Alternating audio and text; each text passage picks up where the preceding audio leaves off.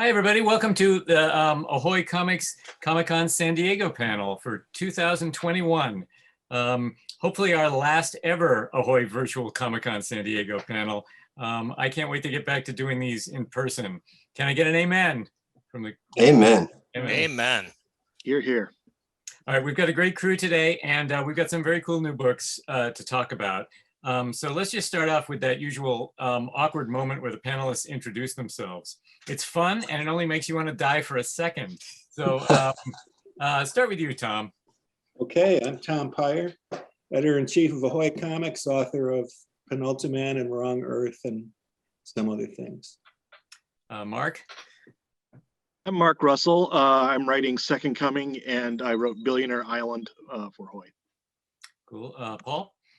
I'm Paul Constant. I wrote Planet of the Nerds for AHOY, and I am writing Snelson, Comedy is Dying. Bryce? I'm Bryce Ingman. I wrote a bunch of stories for the Poe books, Edgar Allan Poe books, and also writing My Bad. Right, which is a new book we're going to talk about a little later. And that leaves Eric. Hi, I'm Eric Palicki. I write Blacksmith for AHOY Comics. Excellent. Okay, just let me get this out of the way. A quick introduction to AHOY for anyone who's stumbled into this panel by accident, looking for NFT advice or something like that. AHOY, see if I can, oops. I'm gonna share my screen. AHOY has been publishing for about 3 years now. All of our comics are carefully curated, and they're all funny in one way or another. Most of them are also quite serious in other ways. We call the single issues comic book magazines because they're filled with prose and illustrated back matter in addition to the main stories. That has led to our slogan, expect more. Okay, I want to keep this panel light on graphics and heavy on conversation. So why don't we move right on to the books? By the time you guys out there see this, the first issue of our new title, Blacksmith, will be on sale. Eric, you're the writer and co-creator. Do you want to start off and tell us a bit about this book? I'll share a few graphics as we go. Sure. Blacksmith is a punk rock supernatural noir mystery story about a werewolf private investigator who is looking for 30 stolen bullets that may or may not have been made out of Judas's silver.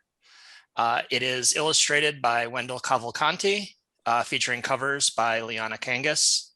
And first issue will have reached stores on July 7th, and I'm really excited. Great. Let me just find, I've got another cover by Liana here that I want to show. She was supposed to be with us. I think she hasn't been able to attend. Can you see it? Am I sharing the right? Yeah. Yep. Yes. Great. That's a beauty. I just love that one. Yeah, great. Okay, well, that was quick. In our next book, which will be out the first week in August, is called Snelson, and that is the handiwork of Paul Constant and artist Fred Harper, both of whom have worked with AHOY before. I'm gonna, before you talk about it, I'm just gonna show the two covers for the for the first issue. That's the main cover over on the left, and the by Fred Harper, the regular series artist, and the variant cover by Peter Bagg on the where the tables are a bit turned between Snelson and his little cow friend. Paul, do you want to tell us about the book? Yeah, Snelson is about a stand-up comedian who almost made it in the 1990s. He had a sitcom pilot that nobody liked. He went on tour in Lollapalooza once. He met a lot of famous people once, and then none of them wanted to meet him again. And so now he's pretty bitter and living in New York City and blaming everyone but himself for his problems. We do a lot of parody of current events. That means we've got some alt-right characters. We talk about podcasting. We talk about memoir culture. We talk about cancel culture, and it's kind of like that great old Joker series that DC Comics did, where the villain is the hero, sort of. I said that Snelson is sort of we're mocking the dying breath of the entitled white male toxicity, and that's what this book is about. It's about it's sort of my response to those 1990s autobiographical comics that Fantagraphics and Drawn and Quarterly put out, which at the time I thought that the guys behaving horribly who were the center of the books were the heroes, and then as I grew up I realized they were actually terrible and nobody wanted to hang out with them. So it's kind of a commentary on that as well. And Fred is a phenomenal artist. He blows me away with his art. He lives in New York City. He's very familiar with the New York City comedy scene. So he can draw a late night diner like I've never seen in the world of funny books. And every character in his street scenes could be the star of their own book. So it's just like this amazing sort of amalgam of current events and cultural commentary that's just like drawn by I think one of the best artists I've seen. Yeah, that's I hadn't thought about it in terms of those late 90s books like Real Stuff and things like that. Mhm, But I mhm, remember all those. The, Yeah. the kind of stars who the kind of artists who you think twice about shaking their hand when you meet them at a convention because you've seen what they do with them, that kind of thing. Yeah. Yeah, there was a lot of that in those books. A whole lot of that. Yeah. At the time I thought it was super cool, and now I'm like Men all masturbated in their comics, and the women all got their periods. yes. I want to show the this has probably been released by now, but I want to show the Sergio Aragonis variant cover for issue 2, which just has so many little details in it, just so many cool little things happening. I actually teared up when that showed up in my inbox. I just couldn't believe it. I feel like the luckiest comic book writer alive. Tom, I think you said the brilliance of it is everyone in the audience is doing anything except listening to Snelson. Yep. They're making out, they're playing strategy games, they're flying drones, they're doing all. Right. They're reading Mad Magazine. Somebody's reading Mad. Two people are On a Sergio cover. I'm super jealous now. Making a model airplane, maybe it looks like. Yeah. Yes, Oh, that's gorgeous. that's great. Okay, well, in November we have a new title that we've talked about a little bit, I think, but not too much yet, called My Bad, which is from the combined brainpower of Mark Russell and Bryce Ingman with art by Peter Krause. Mark and Bryce, do you want to sort of start from scratch on this one and tell everyone how the book came together and what it is and how you work together on it? Sure.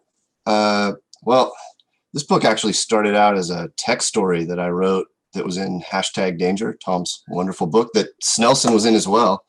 It's like seeding all kinds of other books.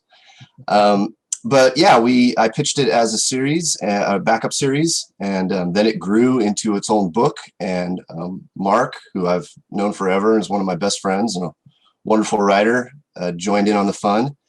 So the first 4 issues, it's a split book where Mark's writing half and I'm writing half, and there's some interaction in the storylines. Then in the 5th issue, everything's going to come together, and we co-wrote that script together, and the whole story kind of pays off. For my half, I'll let Mark talk about his half, but for my half of the first 4 issues, they deal with a character named Emperor King, who is one of those supervillains who's constantly trying to take over the world, or a city or a shopping mall, whatever he can get his hands on. He just wants power. He's very, very unsuccessful at this, largely due to an alien superhero who lives on Earth called the Accelerator. The Accelerator is constantly foiling all of Emperor King's plans, mainly because he has superpowers and Emperor King doesn't. Emperor King becomes so bitter about this that these constant public defeats, that he builds a elaborate torture trap, which we just saw on the screen there, and puts it on the roof of the building he owns in downtown Los Angeles. And one night, the trap is sprung, and he rushes up to the roof and discovers that he has captured the wrong superhero in his trap. And they actually, as they're talking through the clear wall of the trap, they kind of hit it off. Emperor King discovers that he knows the superhero in the trap's cousin. And the superhero in the trap, Rush Hour, asks, "Hey, can you let me out of the trap? You know, this was a misunderstanding." Emperor King has to let him know that that's impossible, because one of the Accelerator's powers is hypnosis. And Emperor King was scared that he would capture the Accelerator, and then the Accelerator would hypnotize him and make him let him out of the trap. So there is no off switch. There is no way out of the trap. And the trap has 16 stages of horrible torture that are about to start.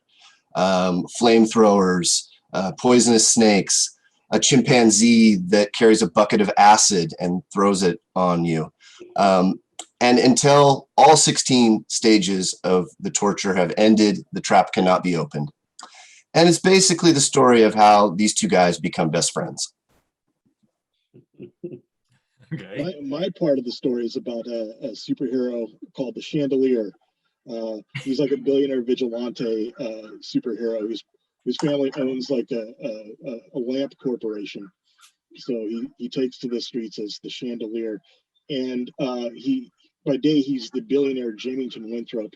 But then one day Jamington Winthrop just gets like a salad shooter for his birthday from Emperor King, Bryce's villain, and then it just blows his mind. He obsesses over it. Like, does Emperor King know my true identity? What's he going to do with this knowledge? And really, the rest of the next 4 issues are about him obsessing over why Emperor King sent him the salad shooter and what it means for him. Wow. Good. We're really, trying to make this one as much fun as possible. Really hoping that it's laugh out loud funny, as multiple times in the book, and trying to make the whole package kind of as entertaining as possible for someone who's looking for a good time with a comic book. It was fun to write, so if it's not fun to read, I think that's on you. Exactly. I think we've actually been joined by Liana. Can you hear us? I can, yeah. Excellent. Thanks for So joining. sorry I'm late. It's like a convention. Like, somebody always shows up on the panel late. Somebody always turns up Absolutely late. me. Yeah. I was stopped to do something and I totally forgot what time it was. Time zones. What are those? I don't. Well, we already talked a little. Actually, I'm going to come back around to you because I want to stay with Mark for a minute. I want to remind everyone that we ran into some delays on the art side with Second Coming, Only Begotten Son. But issue 3 should be out just about the time this panel is released. I think I've got the cover here. And the other issues will follow on a monthly basis, with the trade paperback still scheduled for an early November release. Mark, is there anything else you'd like to say about that series? Not a lot. I think that covers it. It really, I think, gets us into the heart of the story that I had envisioned for the overall arc of the story. So I think it's, I don't know what else to say about it other than I hope people stick with it, even though there's been this gap in time between issues 2 and 3. I will say we're still getting reorders for it for issue 2 in particular, pretty nice. Well, that's a good sign. That's a good sign. Yeah. I just want to mention quickly, we're eventually going to have more Billionaire Island coming our way too, right? Your series with Steve Pugh.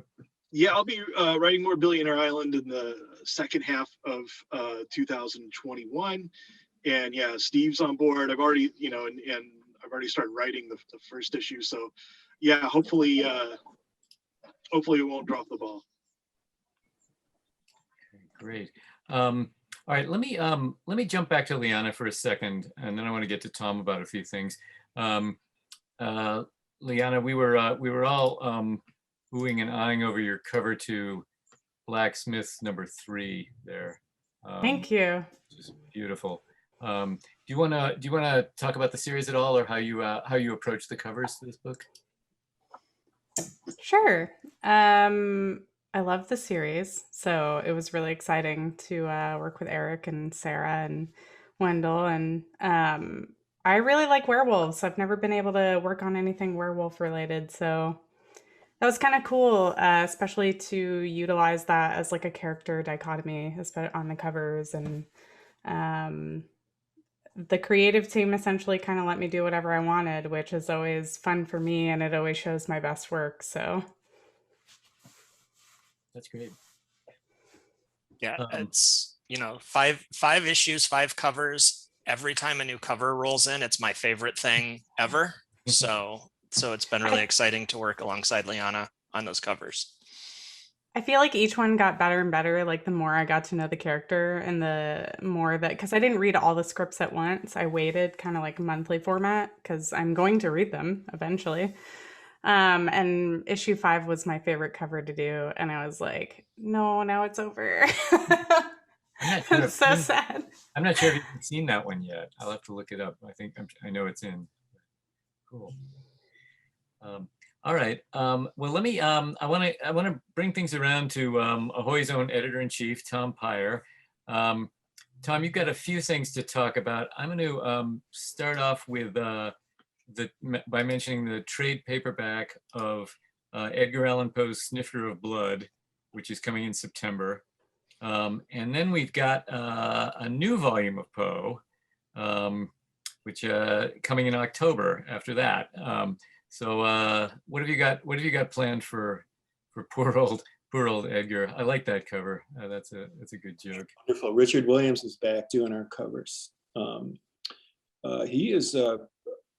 He's magnificent, of course, and he's taking a bit of a different approach with these, and they're wonderful. They're going to have holiday themes. We see the adult giving the child little airline bottles of booze in their trick-or-treat bag. That sort of Poe-like stuff. This one, I'm going to call this one Edgar Allan Poe's Snifter of Death. And we're changing the title every run because that was my suggestion. You took mine. That was great. I took your suggestion. Absolutely. I didn't know that. It was a good suggestion. And the reason we changed the title every series is that way, if you have a subscription to it in your store, you won't get it. Brilliant. Marketing strategy. No, a reader actually told me that happened to them. I was like, great.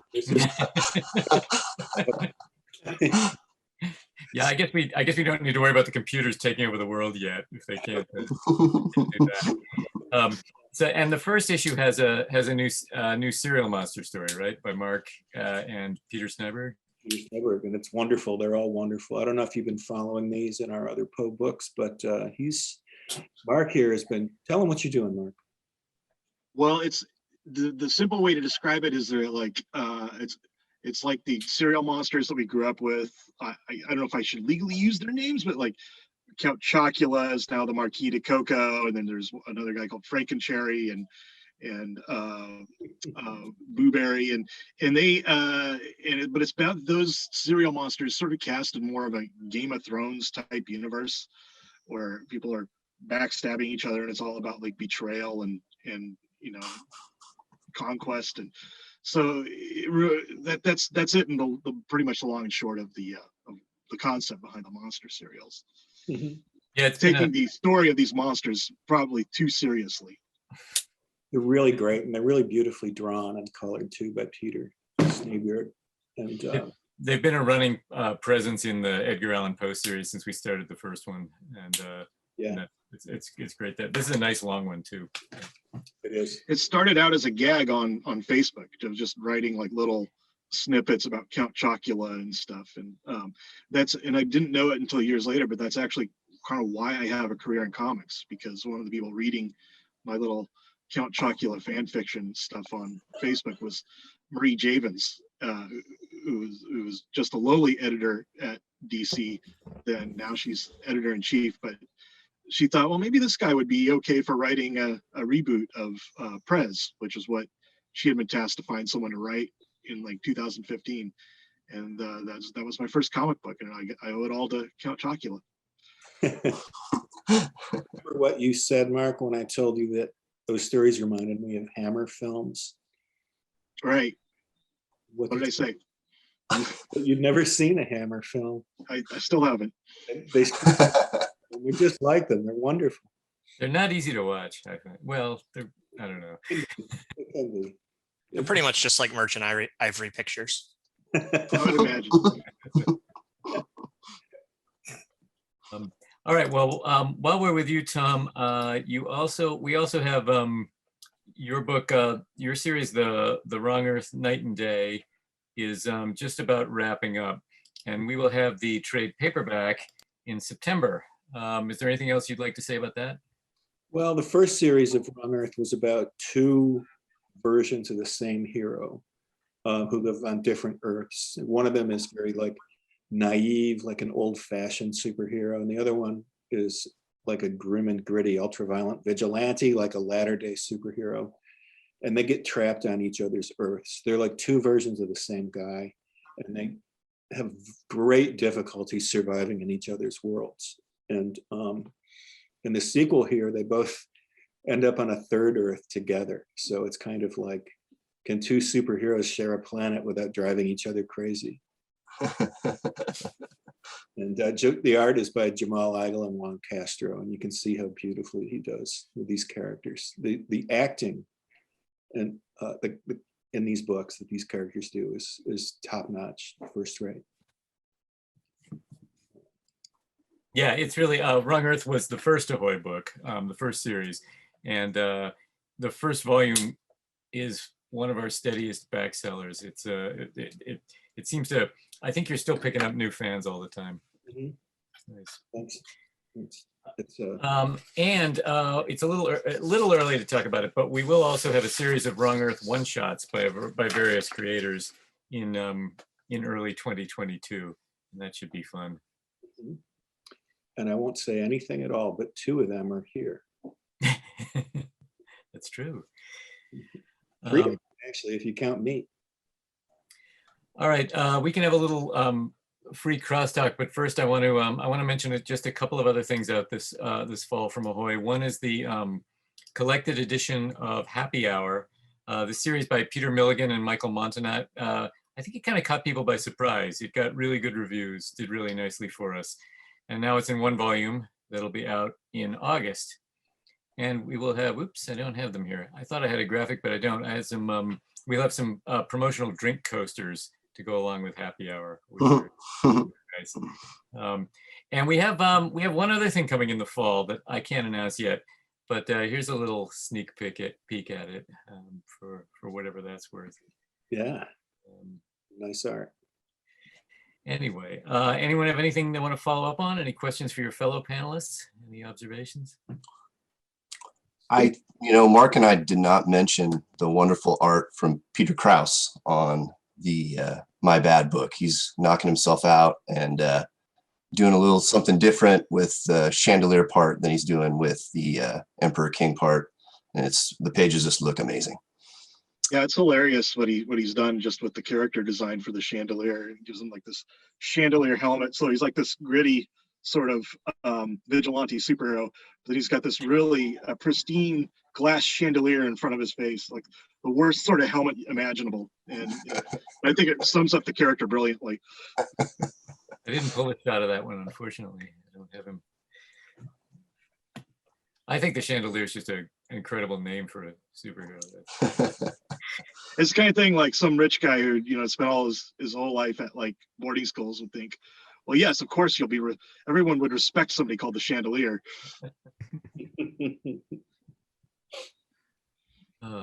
Tom, have I missed anything at coming up from AHOY? Have I anything you want to? I think most of the things we're working on we haven't announced yet.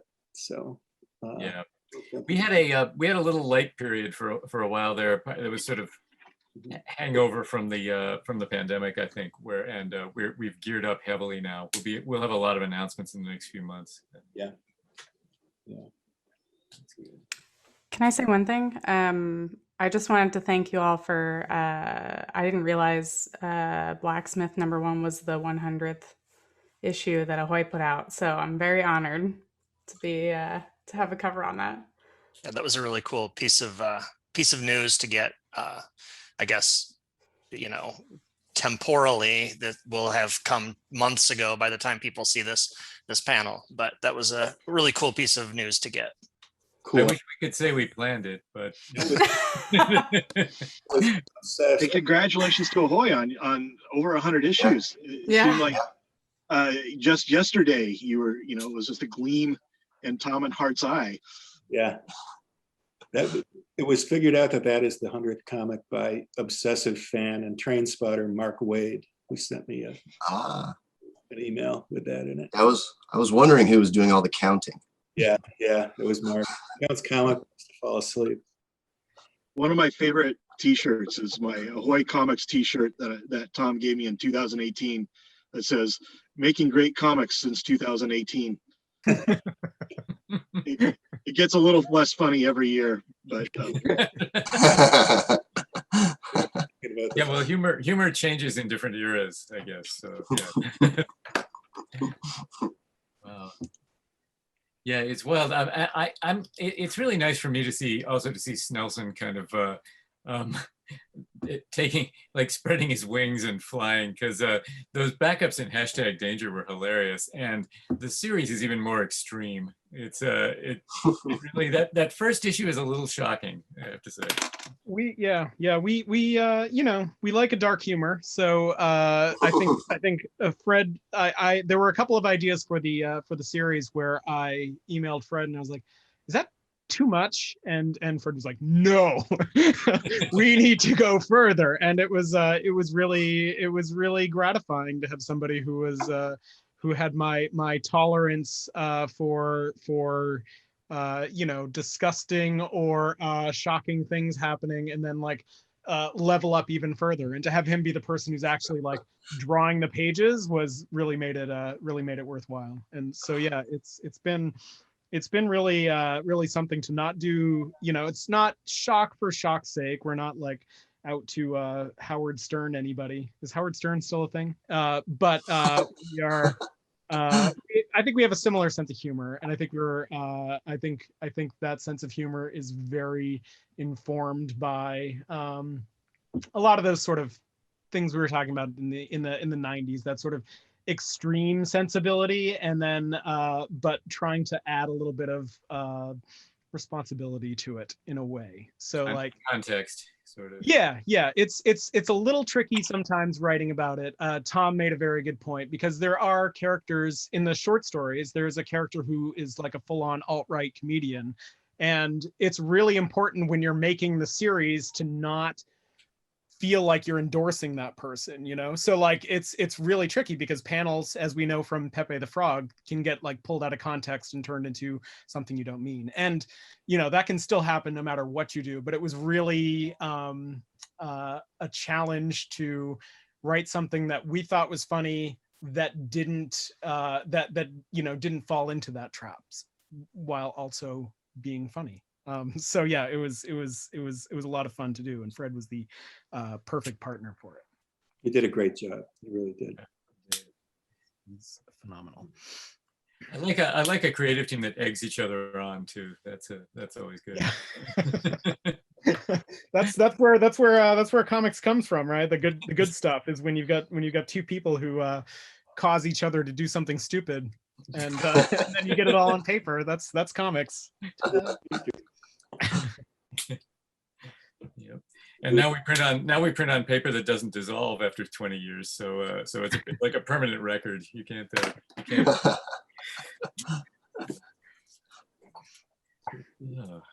Well, this is good. I mean, we can cut now, or if you guys have anything else you want to talk about. If I missed any details of what you're working on, anything just random you want to talk about. Don't talk about current events, because we're pre-recording this, so you know. But anything else? I just I wanted to just- say for anybody who is thinking about getting the second volume of Billionaire Island, it will follow the adventures or it will follow Business Dog as sort of the central character, sort of the MacGuffin, because he's now like the richest mammal left on Earth and controls most of the wealth. And yet he's stranded alone on Billionaire Island. All the other billionaires are gone. So it follows a lot about people's attempts to try to like get a hold of billionaire dogs or a business dog so they can control his wealth, or conversely, a cult they form around Business Dog as the only one who can save the world.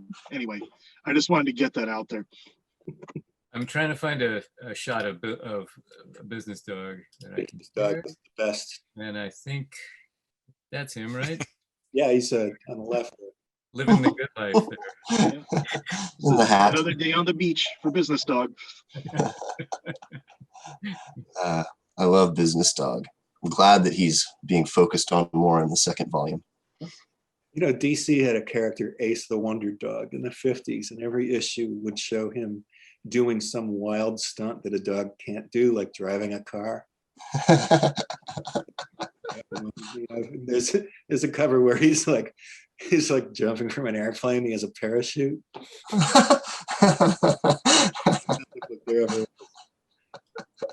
You also need it's good to have a parachute, but you also need opposable thumbs, I think.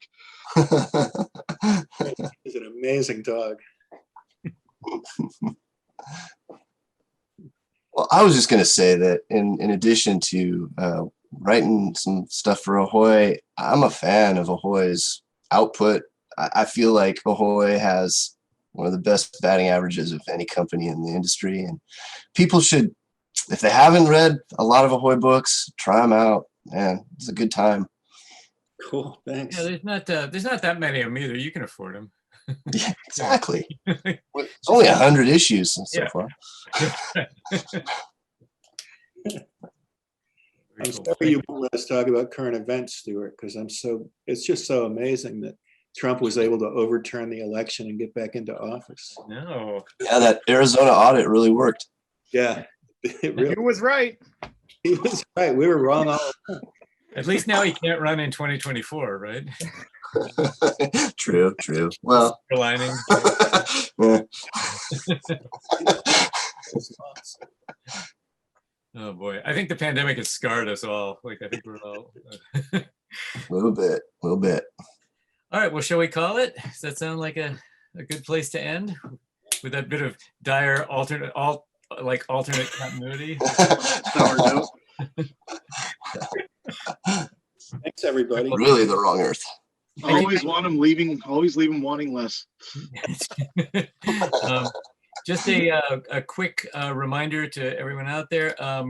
You can go to comicsahoy.com for more information and schedules on all the books we've discussed, plus a selection of prose story extras culled from our books. We put a new one up almost every Friday. And that's all I've got. So thank you all for coming. Thanks. Thank you. Thank you so you. much. Fun.